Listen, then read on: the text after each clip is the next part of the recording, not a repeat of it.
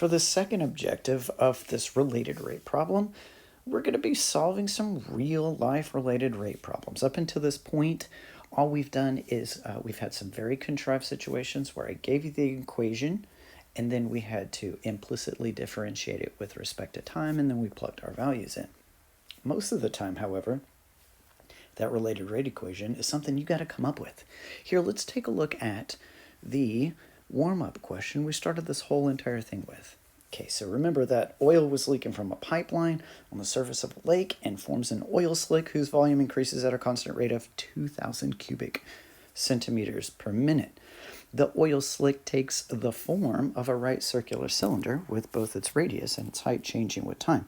Here, let me sketch a little picture over here of what's going on.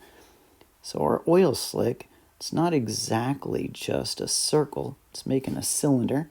All right, and that cylinder's getting, so it's a really, really, really long or wide cylinder with just skinny, skinny little height. Okay, so this height here is increasing, and the radius of this thing is also increasing, right? It's getting bigger and bigger and bigger. Let's look at the second part, which we already marked up, huh? At the instant when the radius of the oil slick is 100 centimeters and the height is 0.5 centimeter, the radius is increasing at a rate of 2.5 centimeters per minute. At this instant, what is the rate of change of the height of the oil slick with respect to time in centimeters per minute? Now remember, the first time that we looked at this, it seemed kind of intimidating, but now, not so much. Okay, so the first thing that I would do, if it's appropriate, is I would sketch a picture like what was going on right there. Okay, the next thing that I want to do, it's not calculus yet. It is just listing out all of our quantities. We want to list out, let's say, any constant values that they gave us, any rates that they gave us, so that we can prepare to put them all into our equation that we're going to come up with. Okay, so we're going to list out all of our quantities. It gave us, first number it gave us was 2,000. Let me highlight it right there. Apparently it's going to be yellowish. It's kind of a jaundice color.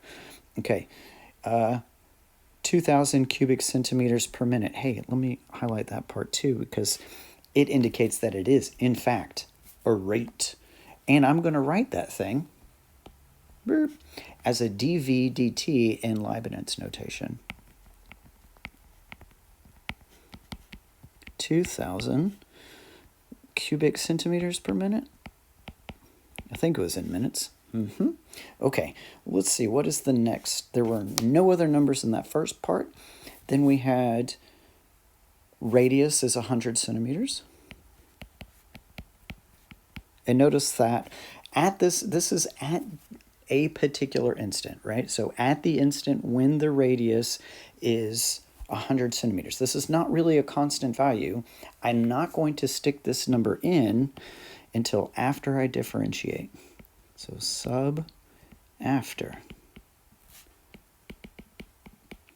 differentiating. You don't want to plug it in before, because if you do, then the derivative of that part is equal to 0. But it's said at the very beginning that it was changing with time, that it was increasing with time. Okay, let's see, another number that we have is the height is 0.5 centimeter, and it's at that same exact instant. Height is equal to 0.5 centimeter, and once again, I'm going to make that same exact note and highlight this. It only goes in after we differentiate, not before. Okay, what else do we have? The radius is increasing at the rate of 2.5 centimeters per minute. That was the one that we copied down whenever we were first learning all of this process.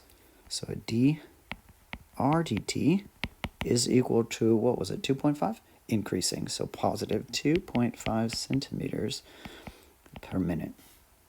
Okay, and I think that we have all of the numbers. Next thing we want to do is make sure that we identify what it is that we're looking for. And it says, what is the rate of change of the height with respect to time? I am looking for dh dt is equal to question mark. All right, so we've sketched a picture. We listed out all the quantities that we need. And the next thing that we want to do is write ourselves an equation that's going to relate all of these rates together. All right, we've got a volume. Volume of what shape? The volume of a cylinder. Okay, and we've got the radius in there and the height. Hey, all of that is contained within the volume of a cylinder formula.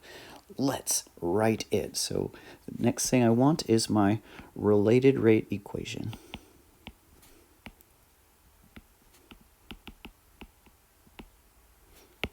Which is the volume of a cylinder. Do you remember what it is from geometry? Who was your geometry teacher? It's pi r squared h. It's area of the base multiplied times the height. Yes? Okay. We have our equation. Now what do you want to do with it? You're going to take its derivative with respect to time, d dt of this whole thing. That was supposed to be parentheses, guys. Okay. So on the left-hand side, dv dt is equal to, and then of course on the right-hand side, we're going to have to use the product rule, and I'm going to tag this pi to the r squared as in this is the first function and h is the second function. I do believe this is one of those that you had on your worksheet. So leapfrogging that 2 down, so 2 pi r dr dt, but I'm going to put it after the second function h, dr dt, plus, and then I keep the first one the same and then multiply it times the derivative of the second one. So pi r squared, the derivative of h is going to be dh dt. Just one of them. Okay. Now, you might think that we're ready to plug our values in, and technically we are. However, remember what it is that we're looking for is dh dt. dh dt is right here. So what I tend to do is I solve for dh dt first, and then I plug all my stuff in. And then it makes it really easy for me to do any kind of unit analysis. Unit analysis on this one is not necessary because it told us what they were. Centimeters per minute. That's not always the case. If they do ask for the units, the appropriate units, it's always worth a point on the free response question. Okay, so to isolate this dh dt term, I'm going to subtract this guy over to the left-hand side, and then I'm going to divide it all by pi r squared, and then switch the sides, right? We can do all of this in one go. So dh dt is equal to dv dt minus 2 pi r h dr dt, all of this over pi r squared. There we go. Now we are ready to substitute in all of our values. So it looks like I've come to the bottom of this page. It needs another one. No problem. Okay. So we want specifically the rate at which the height is changing when the radius is 100, right here. Oh, there we go. The radius is 100 and the height is 0.5. And then we do have a place to plug in our 2,000 cubic centimeters per minute and our 2.5 centimeters per minute. I'll plug all of that stuff in there. You gonna help me remember all of these numbers? Okay, so that was 2,000 cubic centimeters per minute minus 2 pi times my radius was 100 times my height. My height was a half. 0.5, right? And then dr dt was, that one I don't remember, 2.5. All of this over pi times my radius squared. And you know what? Under no circumstances would I ever go any further than that, because this was on a non-calculator question on the free response, and I wouldn't risk it. I wouldn't risk simplifying this. This is a safe stop for sure. Okay, so before we move on, let's go ahead and do that unit analysis here, just simply because it might come up. It might be something that we have to do at some point, so we want to make sure that we could actually get centimeters per minute. Okay, so if I go back to this differential equation on this line here, I should be able to just plug my units in and do the algebra on it, and the centimeters per minute should pop right out. So dVdt was in centimeters cube per minute, right? Okay, and then we have our radius was in centimeters, not any minutes, just centimeters. Our height was also in centimeters, and our dRdt is in centimeters per minute. So you can see that if we multiply all these out, we would also get centimeters cubed per minute, which is totally convenient because otherwise you wouldn't be able to subtract those quantities. Okay, and then down here on the bottom, we're going to divide it by our r squared, and our r was in centimeters, so we're going to square the centimeters.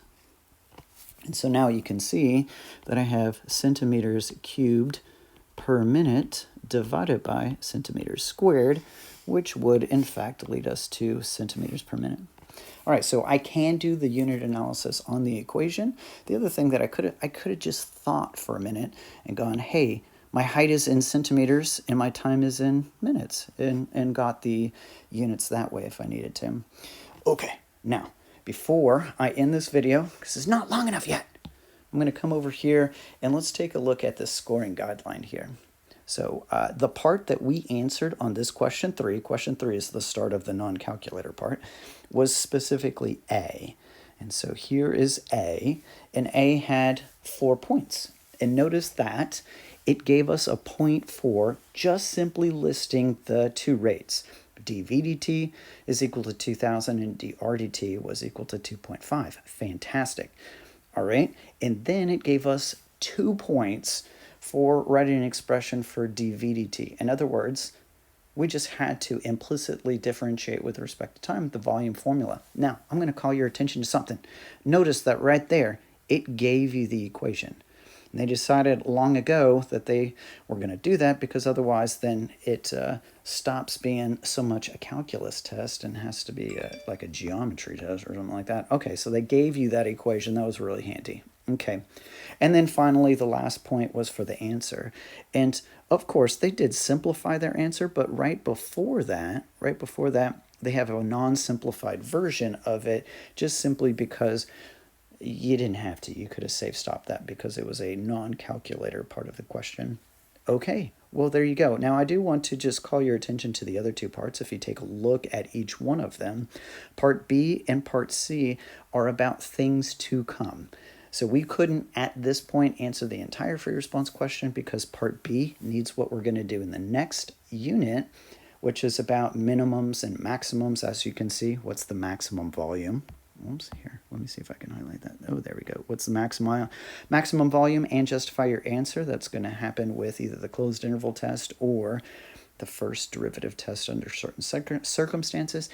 And then Part C needs an accumulation, which happens with integrals, and that's not going to be until unit after next or sometime in the future, if we even make it that far.